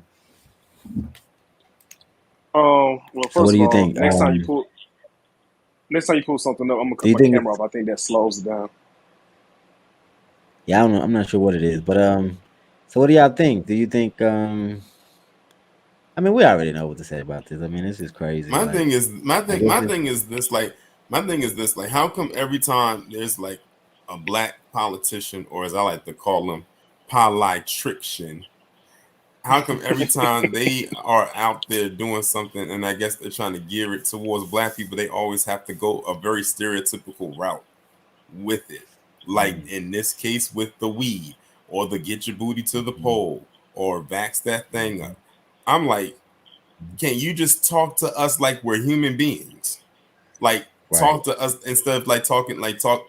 Don't talk to us like we are some type of new phenomenon that doesn't know what's going on. They talk to us as if we are in a sector of people that have to be talked to like we're children. No, we are grown, that we have grown adult concerns, and we have issues that need to be taken care of. And what is that going to do for us as far as tangibles go? Nothing. Absolutely not. Especially when it comes, and think about it, when it comes to weed, also outside of people of black people being locked up, look at how many black people get shut out of the dispensary business, who can't even Facts. who can't even Facts. like grow their own stuff. Like, did y'all remember that story about the black man who had his own, he had his like own weed, I guess you could say weed farm, and one of the white people there came there and tried to rob it or do damage or something like that, and he shot and he killed that person. And who gets in trouble for it? He They does. charged him with like murder or some shit, didn't they? Yeah, because I would, like I said, I wouldn't be surprised if that was a setup. They probably didn't mean for the person to die. It just kind of happened, but him dying actually played. That was a casualty of war, I guess you could say. So they could try to like, so they could, Sacrifice. yeah, so they could impose on his business that was being successful. Like they do that kind of underhanded stuff all the time. Man, and I've been seeing a lot of people in the comments, just on different platforms in regards to that. Oh man, he's solid. He's solid. He was at the town Yeah, hall yeah, yeah. meeting and he said blase blase blah. Oh yeah, Mm-hmm. man. Like what y'all mad for? This is going to help black people. This is going to help black people. So my two responses to both of those things in regards to what he did at the town hall meeting. Whatever he did must okay, cool. If he did something then or said something then, cool. But like what Janet Jackson say? What have you done for me lately? We have to do consistent paperwork checks on people. We can't just let somebody do something one time and then let them ride that one achievement into the sunset. That's how you get people like John Lewis, who's bragging about getting his ass whooped on the Edmund Pettus Bridge 50 years ago. That's how you get people like Betty White, how black people talking about how she let a black man tap dance for her, and that's her crown achievement of being an ally. But what having said shit for black people, and I'm about to be, I'll be 31 in 2 weeks. In the 31 years I've been on this earth, I ain't heard Betty White say nothing in regards to black people. So, you know what I'm saying? I need to do consistent checks on y'all folks. You're not gonna just do one thing for me and then you think, oh, you good for life. Nah, Shawty, you got to be consistent over here. And the same thing applies to that dude. I'm not saying that he's on anybody's payroll. I'm not saying, that he's a coon or nothing like that. But my thing is, dude, this ain't it. This ain't what's gonna get you to have my support. Yeah, you may have said something in that town hall meeting way back when that was, good, but I need to see what you have done for me lately. And this ain't it. These lift all boat policies do not do anything to elevate black people. Look in Colorado, they have legalized. It was one of the first states to legalize weed. Has that benefited black people in Colorado? I know some folks in Colorado, and no, it hasn't. And I tell people all the time, if we don't have anything that's specific for people that's classified as black, then that shit don't mean nothing. Imagine we're in a building. If black people are on the first floor of the building, let's say all the other POC are on the third floor of the building, and white people are on the 12th floor of the building, right? So you got white people, buffer class, POC, and then black people at the very bottom. The lift all boats policy would be the equivalent of elevating that entire building. So let's say they have a policy that isn't just for black people, but helps everybody. Like Kamala Harris says, okay, that's the equivalent of lifting that building up 1,000 feet into the air. If you take that building in which black people on the first floor, the buffer class POCs on the third floor, and white people on the 12th floor, if you elevate that entire building 100 or 1,000 feet into the air, what floor are black people on? We're still on the first floor. We're still on the bottom. So the only way for us to make any progress would be for you to elevate black people specifically, not the entire building. And that's what those lift off boat policies are the equivalent to. And I ain't hear nothing in that infomercial or commercial that talked about helping black people specifically. That sounds like another lift off boat policy. They invoke the name of black people to get your support behind it, but when you look into the fine print, there's nothing about what's going to be done for black people specifically. So it's a no for me, dog. Interesting. Okay. Are you how familiar are y'all with Aquafina? Yeah, I mean, I remember you sent me this earlier about her being nominated for an Image Award by the NAACP. Wouldn't be the first time. And I'm Pull not talking that about up. her. I'm not talking about her specifically, but I'm talking about people who rightfully fit into the POC category. What about? I hear a lot of people say that that's how she talk, and we're just attacking her. Like a lot of people try to give her some kind of pass. Bullshit. Like, Bullshit. I doubt it. That is not how she talks, because all you got to do is look at her Disney interviews. That's not how she talks. Matter of fact, didn't you post it? Didn't you post that? Yeah, I posted up a couple clips of her doing her black scent. Can you try to play that? I'm gonna cut my camera off. I think that's what slows it down when you try to pull it up. So. Okay, hold up. But yeah, because I see a lot of articles as well. They're giving her like they're just saying that black people are attacking her pretty much. But they say, it seems like the media is riding with her. Oh, of course they are. Let me go ahead. Right. Let's see. You're not a chicken. You gonna roll up to that way and you gonna be like, my cocktail. No, I'm not a chicken. Can y'all hear that? Chicken. You gonna roll up to that way and you gonna be like, my cocktail. Yeah. No, I'm not a chicken. You gonna roll up to that way and you gonna be like. She does not talk like that. It is so cringy. It is so cringy to hear not black people. I guess you could say outsiders do that black scent, and it doesn't just have to necessarily come from her, but anybody. It is so cringy. Yeah, folks talking about that's how she talk. That's bullshit, bro. Like I said, all you got to do is look at her damn Disney interviews, and clearly she doesn't talk like that on the regular. And then, matter of fact, when asked about doing stereotypical roles or stereotypical Asian roles, she said she would never do that. So what makes it okay for you to do stereotypical role? These stereotypical like offensive black scent shits. And I hate when people say, "What's a black scent? What's a black scent?" Like, you know what a fucking black accent is. Because that's like saying, what's a British accent? Or what's an Irish accent? Different groups of people can speak the same language, but, speak differently. And clearly, that accent that she's using is to invoke the image of a black person. Yeah, even her, I did watch a clip of her on Ellen, and she was breaking down how she came up with this name, Aquafina. It just sounded real phony. Like, she got even a phony backstory of, of why she called herself this, which is, I guess you got to try to clean it up. I'm scared to ask. I'm scared to ask what the backstory is. She made it seem like, oh, I was just always awkward, and I was just always out, try to play it like I was just a outsider, and it was weird because I even Ellen made jokes about it, like, so you were awkward, and you said you're going to be Aquafina, or like, she really couldn't make any sense of it herself, but she tried to make it I guess like a comeback story for herself, that she was mistreated by everyone. And awkward into Aquafina. I don't see the connection. Character. Yeah. I don't see the connection.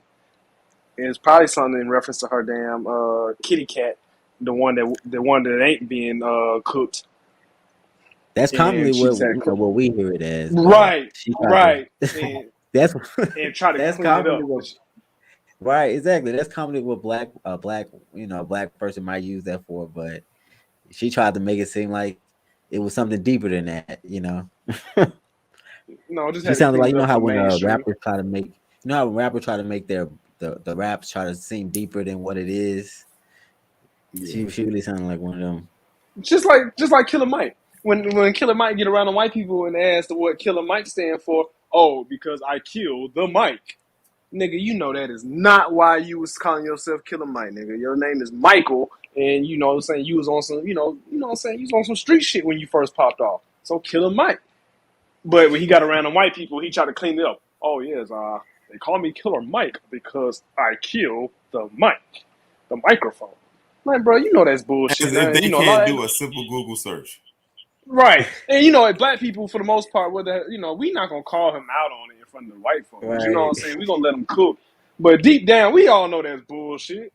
Like, brother, that is not why you was going by Killer Mike, nigga.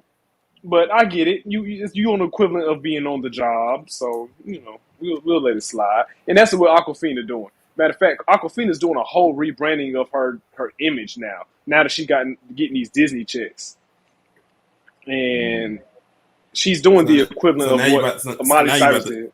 so now you about to see her talking in a real accent even in her movies. I bet you she didn't do Facts. a I bet you she didn't do a black accent in that voiceover work that she got a nomination for. Absolutely not, because a lot of times with those animated movies, when they pick a well-known actor, it is to talk how they normally talk.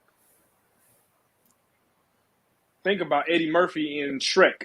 Think about Eddie Murphy in Mulan. Think about Kevin Hart in any animated film. Uh, Anytime there's like a Will Smith, they don't have actors like well-known actors in these animated movies to show the uh, the range of their acting prowess. You know what I'm saying? It's usually because you have a recognizable voice, and we want people to recognize who you are.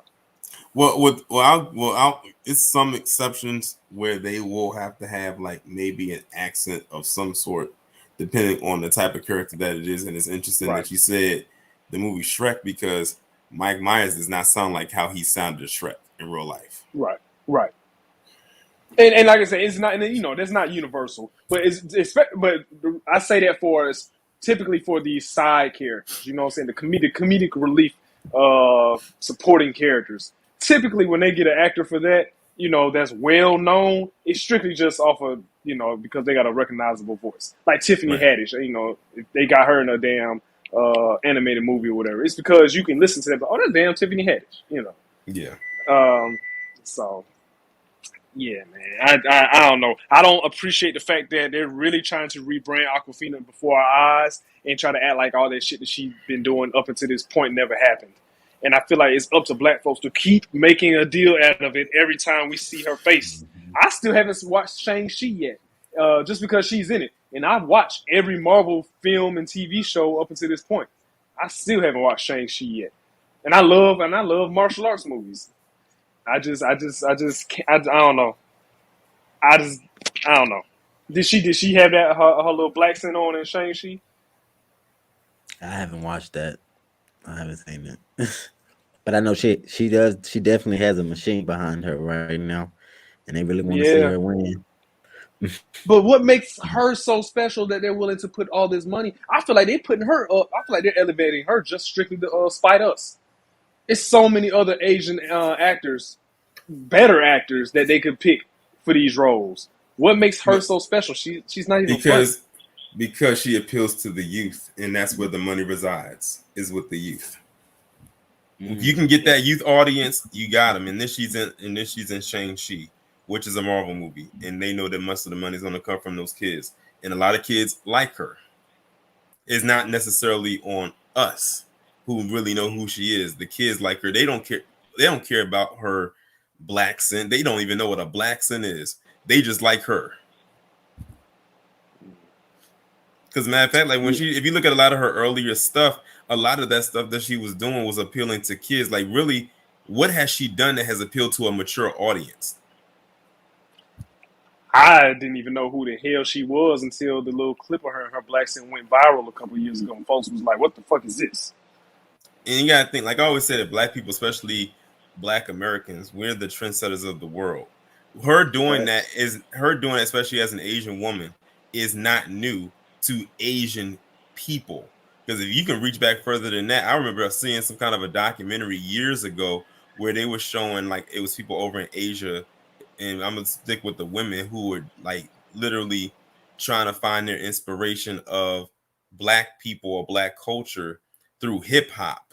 Like, you had them going to get the tans and putting the dark makeup on to make them appear darker or browner than what they actually were, getting their hair done a certain way, them talking with the quote unquote black scent, them listening to hip hop and stuff like that. Because, you know, they live in a culture where it's very much in a bubble. So the minute they get a little hint of something outside of that, you probably have lost them at that point. And if it's black culture, they're probably gone for good. Maybe, possibly. Shout out to Miss CUNY NYC in the chat. Oh yeah, shout out to her. I appreciate you stopping by. But Because yeah, like I said, when it comes like black people, we're seen as like the forbidden fruit. Like, no one's supposed to like really mess with us, but that's what makes all the curiosity come about. And then once like they say, curiosity kills the cat. But once they figure out or just get a little swig of our culture, they can't let it go. And it gets to the point where it turns into what Aquafina is doing right now. I feel like it's levels to that shit. Because this is one thing to pay homage. I feel like she's mocking us. I can see that. Because I've seen Asian culture where it seems like they have a genuine love for our culture. I've seen that before. You know, and I'm not caping for Asian folks. I'm definitely not caping for Asian folks because they definitely have a documented history all throughout Asia of being anti-black. But I have seen Asians where they have a genuine love for, let's say, hip-hop, like where they genuinely studied the craft. They genuinely studied the history, all the intricacies of the culture. Same thing with basketball. Like there's like basketball, like NBA basketball is really big in China. You know, like my favorite player, Derrick Rose. Like Derrick Rose has a huge fan base in China. You know, and I don't feel like they just looking at him like, oh, he's just another athlete because Derrick Rose. Let a lot of people tell it he's not in his peak no more. But people love him. A lot of people, not a lot of people over there love him for who he is and and the things that he's done. Where he came from and how he overcame a lot of obstacles and stuff. It's not just because he's a black guy that can that's in the NBA. You know what I'm saying? So I'm not gonna make a generalization that they just fetishizing our culture and stuff. But in Aquafina's case, I feel like she's straight up mocking us, bro, and it makes me mad every single time I see her on my screen. Like, how can y'all let this shit go unpunished? Because like you said, she has a machine behind her, and not only does she have a machine behind her and a base behind her, but she also has a whole culture behind her as well. That is her actual culture of her being an Asian woman. So she's protected in that aspect too. And the thing is, when she does decide to drop the act, she has a home to go to that will embrace her because even though she's putting on this act now, she's still an Asian woman at the end of the day. And they're going to embrace her no matter what, as long as she's not doing something to disrespect them. Now, she gets out of line with them. She gets out of line with them, then she's pretty much stuck wherever she is. Oh, they're going to embrace her just because they know it's an act. Now, let her really be indulge in blackness, like black culture and stuff. Let her get with a black dude. Oh, they'll drop her ass so fucking fast. You mean how they doing that? Like Sunny Lee? Yep. Just like they doing her. That she got with a black dude, and he ain't just no run of the mill black dude off the streets either. I think he NFL player or something like that. No, I think he does play football, but for a particular college. So he's an athlete, Okay, just like her. yeah, yeah. So he's Mhm. an athlete. You know what I'm saying? Like, dude, got things going on for What himself. got me when I And saw that was looking at the comments and people was getting upset because when they were taking the picture, like the picture that everybody saw, when they were hugged up and he had his hand on her butt and people got mad at that. I said that's a typical picture a lot of people who are couples actually do with the man having his hand on his woman's butt. Like that's a typical picture, but because it was a black man doing it, they were upset. And people, and like the people that were upset were her own people. You know, like a lot of times people will say that a lot of people were expecting it mainly to be a lot of black women to be upset by it, but no, it was her own people. And I wasn't surprised that it was mainly her people because I've seen that before. As a matter of fact, there was this woman who was from Japan who she's mixed. One of her parents is black and the other is Japanese, and she competed in one of those pageants and she won for Miss Japan. I saw And that. man, Yeah, I saw that. she got so much pushback behind it because they said she wasn't a pure Japanese woman. I think the name for a mixed person over there is called a haifu or something like that, but it's a very derogatory term. Like it's almost like calling them the N-word. And Right. they literally gave her all kinds of hell. And she actually, I think she competed in like the Miss Universe or something. She went pretty far. I don't think she won. But I'm like, at the end of the day, she's still representing your nation at the end of the day. And it's very rare. And I think they got mad and jealous because when it comes to the pageants, they don't place well. And here we have this woman who's mixed with black, who not only placed but won. So I think there was a little bit of envy there on that aspect. She kind of reminded me of A. Marie because you know A. Marie is part black, part Korean. Mm-hmm. Oh yeah, she was. Yeah, I know. I seen. I know exactly what you're talking about. Yeah, she was very attractive woman. But they don't want that to be the image of Japan though. But you know, a Yeah. lot of those South American countries do that too, despite the fact that they do have a large dark population. Oh They yeah. be putting the lightest people up. Yeah, they have a huge. They like people be like people be saying colorism over here or something. I said, you ain't seen it until you go to some of those other countries, like you said in South America. Like their caste system down there is ridiculous. Okay, Yeah, okay. man. Speaking of athletes, I seen a couple people were talking about Shakari Richardson in the media. She had put out she got a new documentary coming out. It's supposed to be a part of the Sundance Festival or whatnot. And people was in the comments was reminding her that she lost and she finished ninth place. And of course she got back And at she him. has raced since then and came in second place. In fact, defeated some of the top Jamaican runners in that same exact race, but they don't bring that one up. Yeah, of course not. You know, but yeah, she had to get back at the some of the haters. She told them, she said, "Y'all keep saying I came in last months ago. Y'all won't see that again. But has your life changed since? Same place, right?" And people are still, now they got an issue with her, getting back at her detractors. So, what do y'all think about Shakari? I feel like, me personally, I think that I don't really got a. I don't know. I don't feel like I got an issue with how she You know moves on what? social media. Go ahead. You know, this was actually an opportunity for black people to actually be on code, and I'm gonna tell you why. And I think a lot Mhm. of black people dropped the ball, which is why I say we still got some ways to go with this. Okay, we all know what happened with her last year.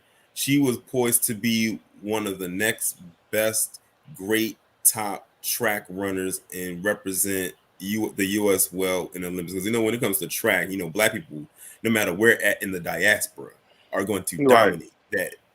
Whether Facts. you especially if you're in the US or Jamaica, it's always down to those two, whether it's for the men and the women. But we know what happened with her situation and everything like that. So I feel like we don't have to rehash that.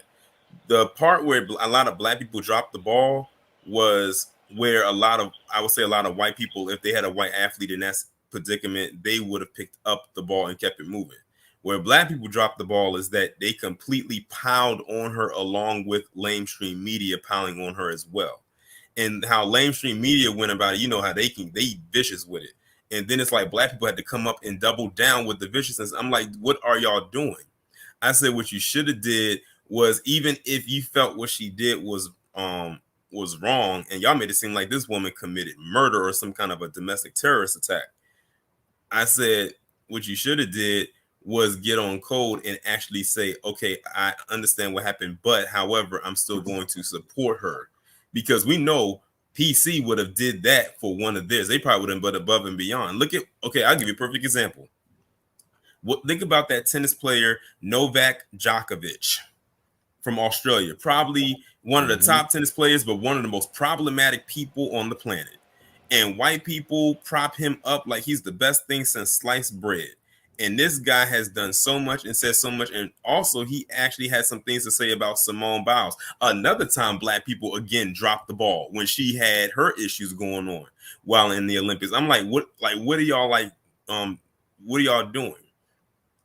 He said some things about her. I think I was one of the few people that made a video calling out what he said, because a lot of people said that man is a prick. And recently, when it came to COVID and all the stuff like that, he wasn't supposed to compete in, I think, the Australian Open, but they still let him do it anyway. That was still them being on code. I think he got eliminated because I think he lost.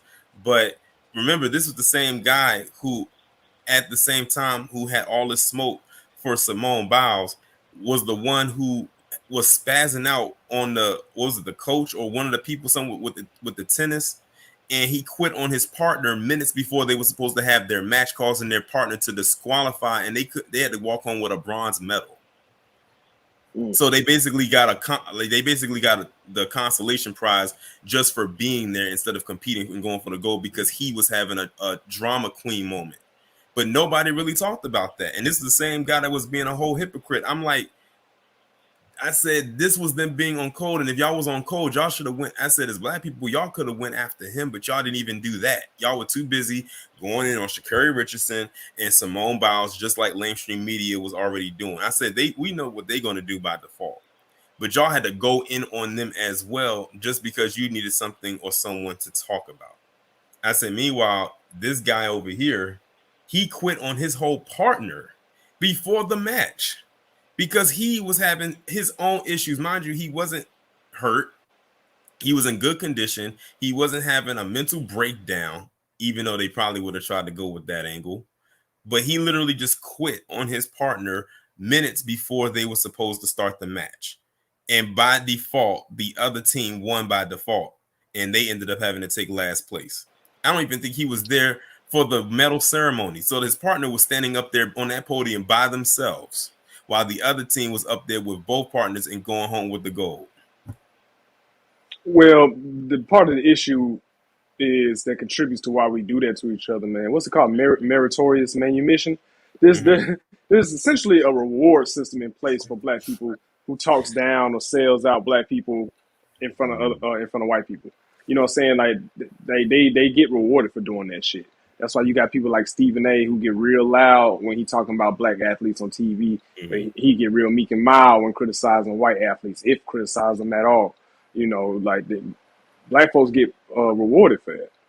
And in Sha'Carri's case, you know, I've seen a lot of black folks. I mean, and I know it is a fact that a lot of the disrespect did in fact come from non-foundationals.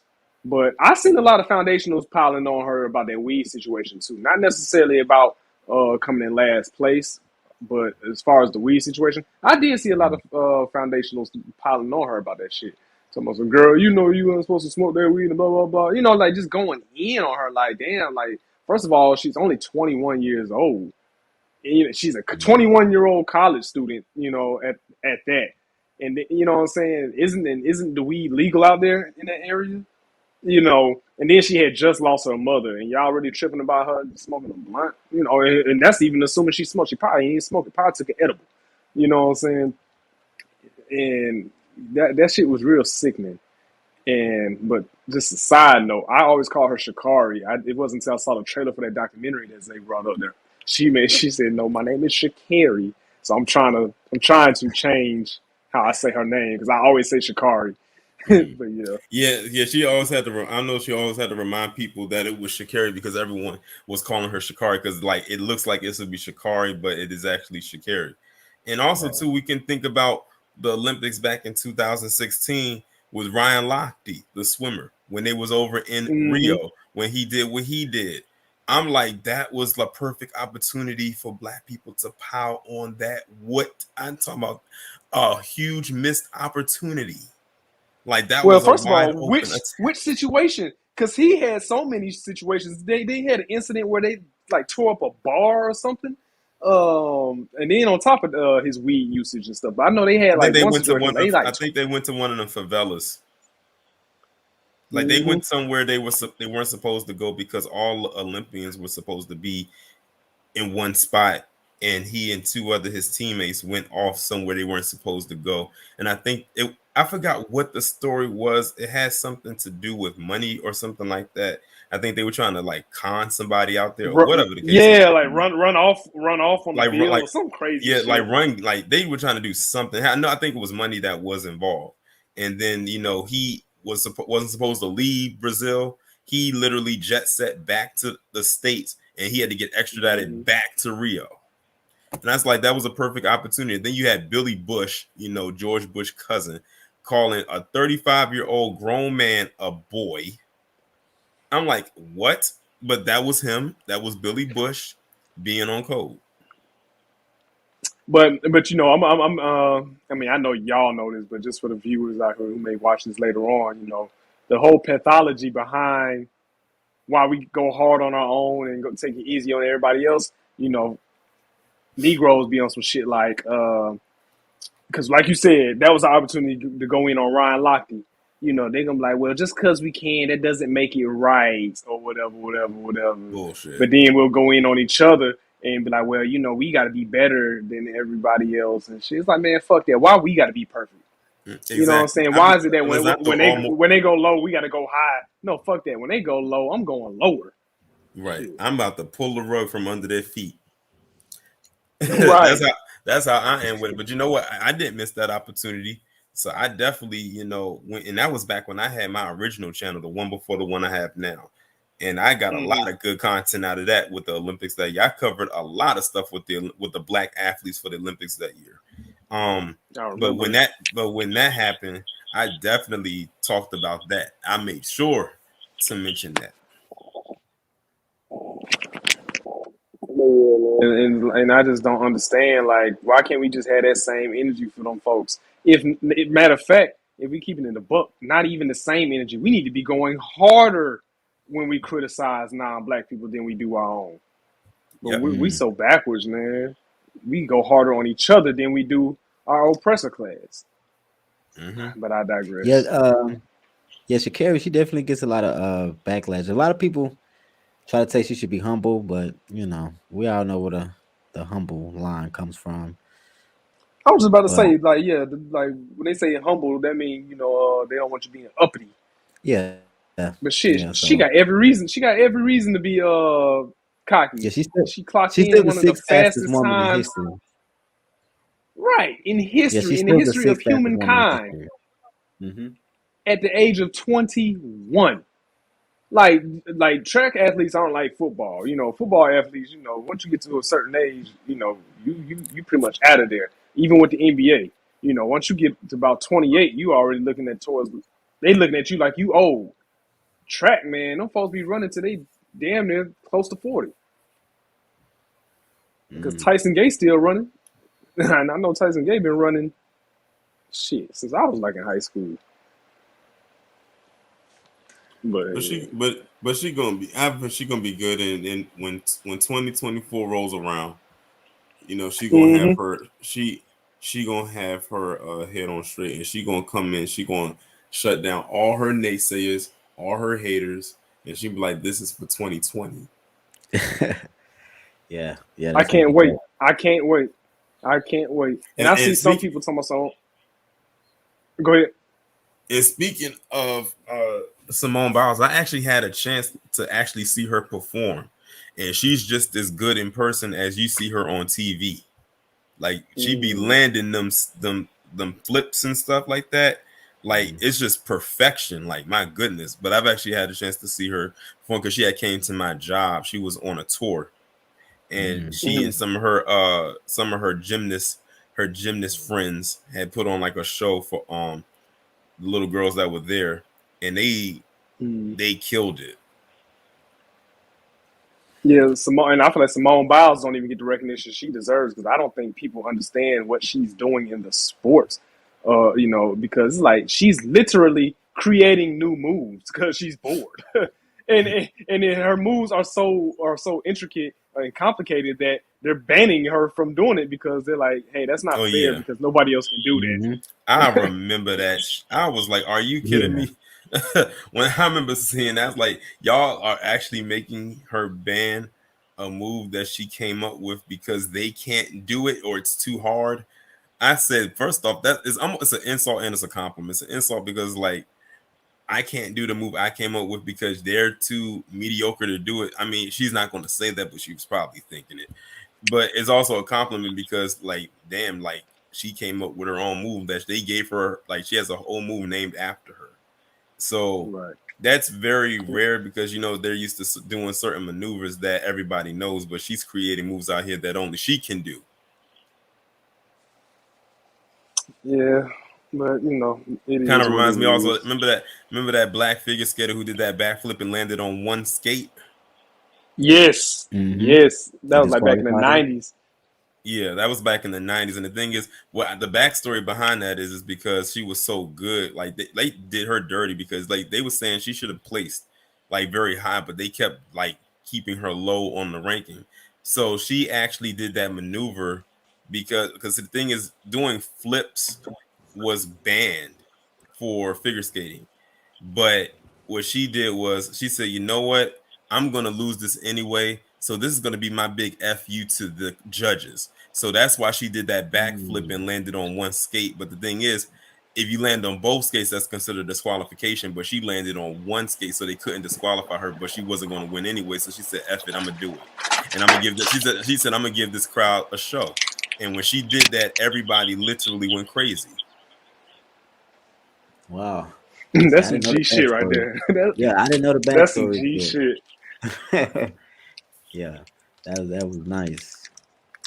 Yeah, and she went down in history for it. So Yeah, and I think she's African or she's no, I think she's French. I want to say she's French, French African. Yeah, a person who's of African descent, born in France. So, just really, really quickly, and I've been meaning to bring this up. I just didn't know where or when. And it's off topic, but it's not off topic. Have we noticed? So we all know in media how they've been replacing like a lot of foundational actors and importing a lot of like foreign actors, right? Like a lot of black roles are being filled with like African, foreign born black people, right? So I'm watching this show called Peacemaker. It's a DC comic TV show, adult oriented, funny as hell. Great show, I like it.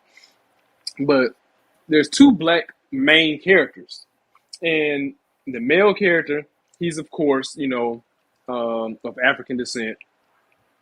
I think he's like Nigerian or something. Um, you know, but there's the black female actor. Coincidentally, she's actually a foundational Black American. But they did something. They did something crazy that I haven't seen before. They got her playing an African character in the show. Well, somebody of African descent because she's not like, oh, she got an African accent. It's not like Chadwick Boseman in Black Panther where he played an African even though he wasn't African. No, she like, what I'm saying, for all intents and purposes, she's an American, a Black American. She just so happens to have an African name. But the actress that plays her is a foundational Black American. And I find that so weird because she has a clearly African name, but it has nothing to do with the story whatsoever. Matter of fact, Tony, I know you're a little bit familiar with comics and stuff. You know Amanda Waller, right? Yeah, Like played by Suicide Viola Squad and Davis. stuff. Played by Viola Yeah, played Davis. by Val. Yeah, correct. Well, the girl that I'm referencing plays her daughter in this show, but she has a African name, and that's throwing me the hell off because it's like, why does she have an African name, but she's supposed to be Amanda Waller's daughter, but she's played by a foundational Black American. And again, it's not like her name doesn't. It's not like she's playing an African person. You know, her culture is a big person. You know, a big part of her character. None of that. None of that. She just so happens to have an African name. Like her name is like Abidayo or something like that. And that shit is just throwing me off because I'm like, why did they do that? So I don't know. I just feel like that's just something to keep your eye on. You know, I don't know. I just find that really, really weird. What's her name again? In the show, she plays a character like named Abidayo or something like that. And she's not a character from the comics though. She's made specifically for the show.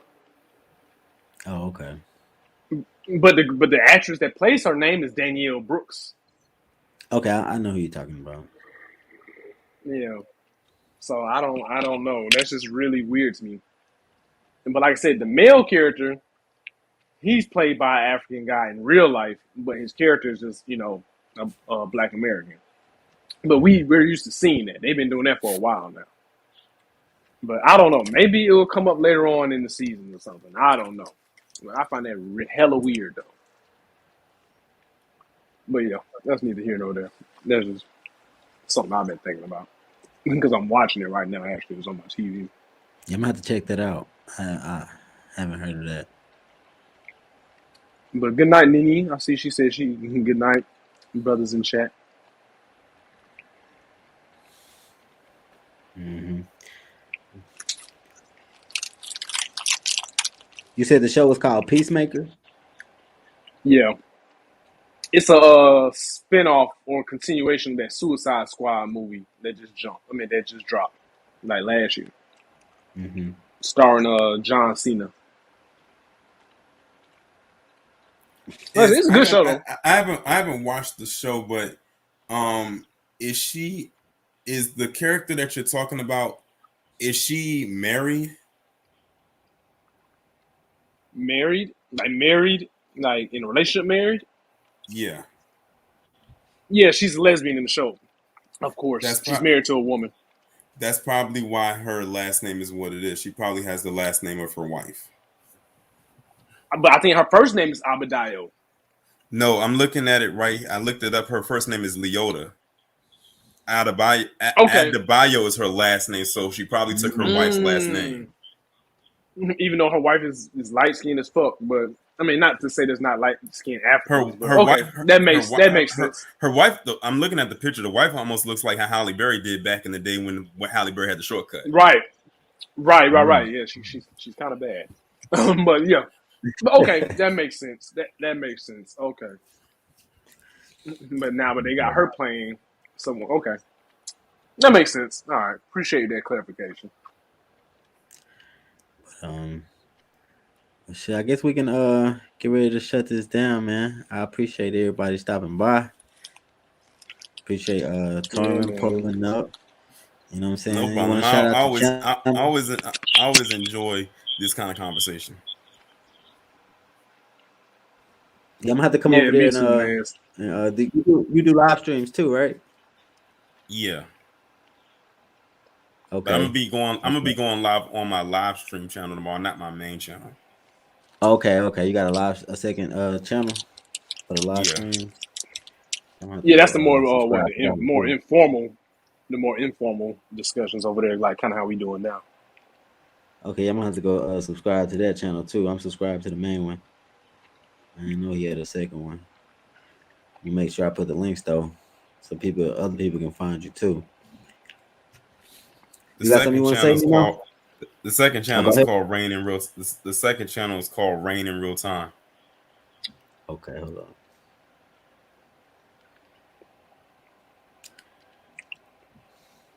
on. All right. But yeah, Nino, you got something you want to say, man?